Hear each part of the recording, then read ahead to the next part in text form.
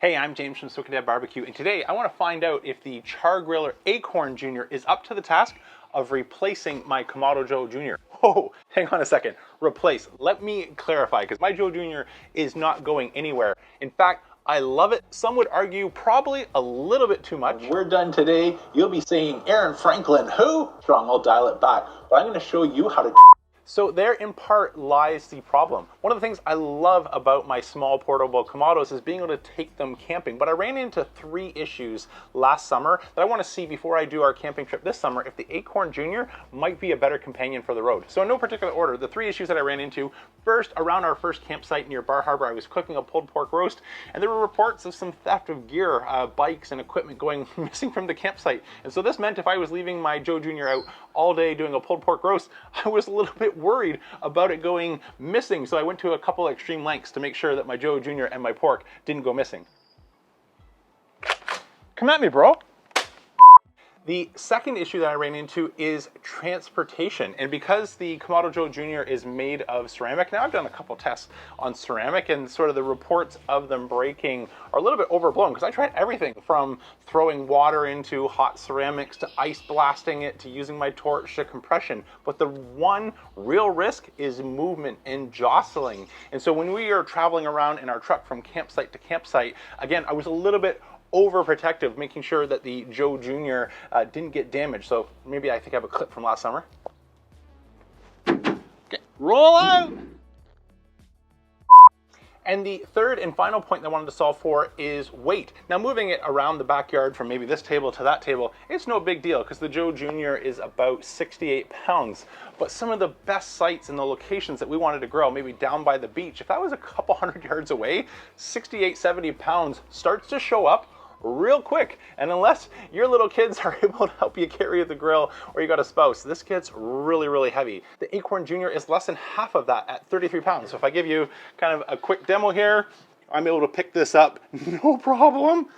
Whereas the Kamado Joe Jr. fully loaded here, it was a bit of a struggle to get it up. This is obviously an awkward angle, but it was just not practical to take great distances further away from our campsite. So that's what we're in store for today. I've got a Boston butt that I've salt brined overnight. I'm gonna try a low and slow smoke. Now you see the Akorn Jr. is all set up, so 2 things I'll mention. The setup process was pretty straightforward, so I'm not gonna do a dedicated video on that. I'll show you a bit of a video overlay of it going together.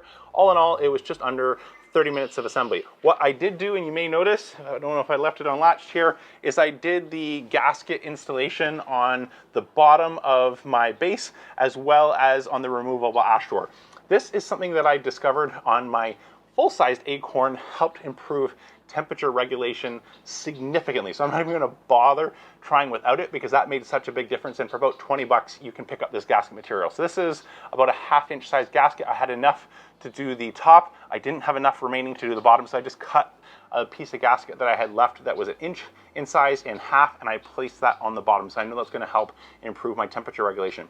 Also, unboxing, I realized I forgot to order the Akorn Jr. smoking stone for indirect setup. So I'm actually gonna borrow the Joe Jr. heat deflector plate until I can pick one of those up. But again, those are very similar in size outside of the 3 legs. So I don't think that's gonna have any bearing on seeing how the Akorn Jr. does for today's pulled pork. Let's grab the pulled pork, start to prep it up, and build our fire. So to get our fire going, I'm gonna add a little bit of smoking wood. I got this as a gift for my birthday a couple years ago, and I bought a few more since for something like my Joe Jr., or I hope for the Akorn Jr., really small smoking wood is what we're after. And these, oh my gosh, the whiff that you get from that, you can still smell the bourbon. But these are bourbon barrel wood chunks, and they come in a perfect size for something like the Joe Jr., and I hope the Akorn. So I'm gonna just toss a couple of these into the bottom, cover them up, and maybe I'll sprinkle 1 or 2 more in. I've got a fresh bag of Fogo.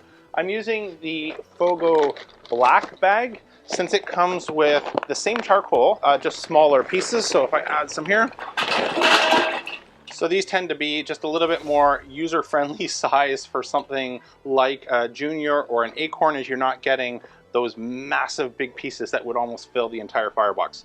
So I might sneak another small wood chunk or 2 in here underneath our coals. Grab our Grill Blazer grill gun. Normally for my camping trips, I take the sous vide gun because it's just a smaller barrel and gives me enough to light my Junior or maybe the Akorn Jr this year and solo stove. But this is what I have a barrel on, so let's fire it up. Get a fire going in the middle. Okay, we've got some white ashed over coals. Those look good. You notice I didn't fill the Akorn Jr up. Akorns are incredibly efficient. If anything, approaching too efficient for their own good. So if I fill this up, we're gonna have a tough time regulating our temperatures even with the gasket material. So I've gone for about a full handful of charcoal if you were to measure that as an official measurement. So because I forgot to get my deflector stone, I'm using my smokeware extended grid just as an extra rack, because it sits nicely on those 3 prongs, nice and secure. A Joe Jr heat deflector stone, which visually looks to me about the same coverage area, just minus the 3-pronged feet, and a smokeware drip pan, and our cooking grids. Okay, let's let this come up to temperature. Bottom vent right now I'm gonna put down to 1 finger. Okay, just while our Akorn Jr is coming up to temperature, this is a great time to get to work on the rest of seasoning our pork. Since I've salt brined this overnight, I'm going to keep things really simple, but we want to add a little bit of extra flavor. So my friend Scott from Bartlow's Barbecue sent me a new rub. He's made his own rub, and I can't wait to try it. So I thought this pulled pork would be a perfect opportunity. So all I'm going to do is add a little bit of rub, get my Dow Strong filleting knife out so I can score the fat cap, which I think I'll actually do first. And I've got a couple pieces of butcher's twine already prepped and ready to go so that we can truss this up. Scoring the fat cap, there's not much on here. I got a little bit down here, maybe 1/4 inch, and absolutely nothing up top. But this is just gonna help give us a bit of that checker pattern, give us an opportunity to get some of the seasonings further down into our meat. So not only does it look really cool, it also helps add just a little bit more seasoning further down when we get a shred. We're gonna get just a little bit more bark surface, which is really nice when you mix it into a shred. So that's why we are doing that. So I'm just gonna go for a nice simple crosshatch using about 1 inch as a general idea for the cubes. So I'm gonna start on the bottom as that's not our presentation side, and get a little bit of Scott's rub on here, as well as into our money muscle area. Since this is a boneless shoulder already from Costco, they've done the trim work and pulled that out for us. It's a little bit too slow. I'm gonna go for wide open, which I may regret in a second, we'll see. Do any final touch up of stuff that we might have rubbed off when we were trussing our roast. Grab a meter probe and right down the middle, straight, right to about the line. This should give us a pretty close reading on what the dome ambient temperature is. Let's get it on. So we're reading right about 300 degrees. I've moved now just to the #1 position on our control tower. Open up our Akorn. I didn't mention in the specs, but I believe from memory that the Akorn is actually a 14-inch grill space versus a 13. So this should give us a little bit more real estate, and it is swallowing up this about 9-pound pork butt really nice. I'm angling it just a touch towards the back to make sure as the temperature gauge when it closes isn't reading or touching the meat, but that looks good to me. Lock in our latch. Okay, like all new grills, we wanted to play a little bit. I actually found I got a more stable temperature going with a little bit more air on the bottom vent and keeping things tighter up top. That started to help flatten out our line in between spraying. I've been spraying about every hour or so with a mix of apple cider vinegar and water. So now that we're at about 170 degrees internal temperature, I want to transfer it to a boat just to speed things up and retain some of that pork fat that's rendering out. I want to add that into our shred. I'll take you fast forward while we build a quick little boat. Okay, give that another quick spray, close it up, let that finish up. The boat will help speed up the process. So usually about 10 degrees per hour is the gain in a boat. So we should be done in under 3 hours. All right, the meter says we're close. Let's take a look and just check for probe feel. So I've got my chef temps. Oh my gosh, I can already tell that my X10 is almost wanting to poke right through the foil boat. So I think we are money. Let's see, just make sure everywhere else feels equally good. That is perfect. That is just like room temperature butter. So we're gonna get this off, let it rest, and we'll be able to shred into it. Okay, our pulled pork has rested for 30 minutes. It's time to shred into it, see how we did.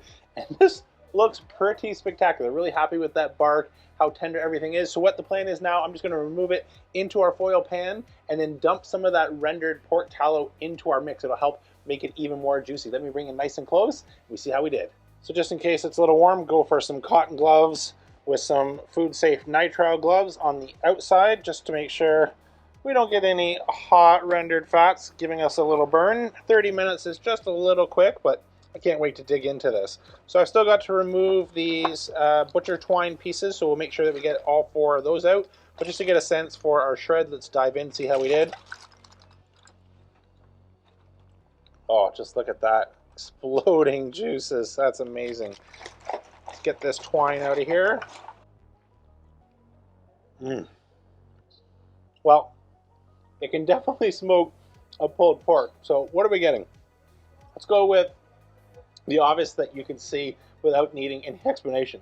The tenderness on this is on the money. This is perfectly tender, but I'm still getting some of the crispy bits of the bark. That's why I like mixing that in and getting a little bit of that tender with the crisp, almost like a bacon-like finish. It's like as if you sprinkled some bacon into here and you're getting a little bit of a crumbly texture. That bark is awesome.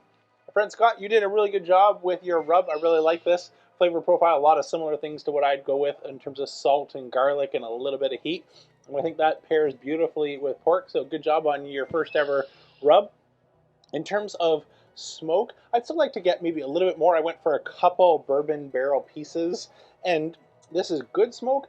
It's clean smoke, but it's light. And so just as we are playing with our vents here to see how much we can get away with, again, you might ask, why don't I just throw a ton of smoking wood? If you have a really energy efficient Kamado like this Char-Griller or even the Joe Jr, is that too much wood starts to smolder, and smoldering wood is where creosote comes from. Creosote, maybe you don't know what that tastes like. It's like if you went into a rainforest, it just rained and you lick a tree. It's a really off-putting flavor. It's not really pleasant. Smoke, when done right, should be sweet and clean. This is clean. This is sweet. It is just very, very mild. And so maybe I could get away with a couple larger chunks or mixing in a few other different types of piece of wood. So again, better to err on the side of less smoke versus more, because it's really easy to get carried away. But nothing wrong with this. This is going to make some amazing sandwiches.